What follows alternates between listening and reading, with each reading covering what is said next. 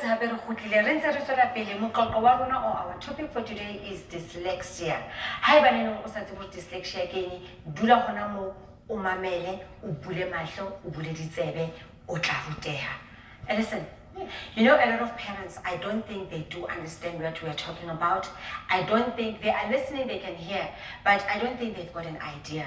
Can you at least give us an example of dyslexia?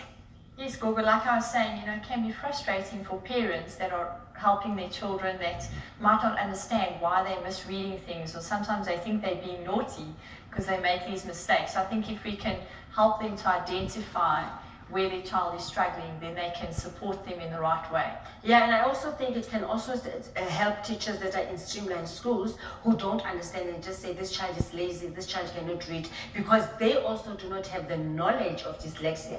Then now they can be enlightened about it. Yes, definitely. Thank you. Okay, so let's look at a few examples. Yes.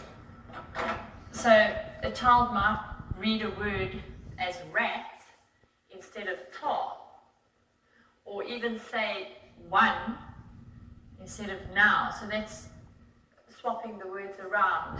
Another thing they could do is, it's called elision, so leaving letters out, whether they read it or write it. So they would read it as, Just write that elision so that we can see. okay, Yes. we'll just write it here.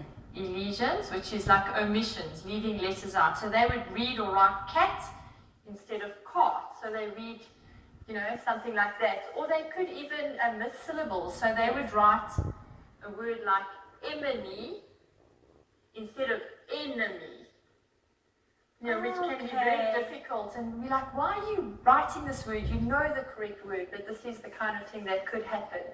They might read word for word and not understand what they're reading. Another thing is they could swap words. So they'll write are there instead of there are. So, you know, it can complicate the understanding, or if you're reading something that a child is writing, it could be difficult. So like more of mirror, so they just read. That's it, yes, and like we were saying, with intelligence, you know, you could show a child with dyslexia a pattern, and they get the pattern correctly, but they build it completely in a mirror image. Wow. The other way around. So it's just that their left and right, certain skills haven't been automated, and they are confusing things. So can I just ask, is it still in terms of phonetics? Because I've read somewhere to say our biggest issue is not seeing, but it's phonetics. So how we say it, as you say, because that is very true. I can say the I know it starts with an A, I don't know if it ends with a Y. Manager, I know it starts with an M. In between, I just create my own words.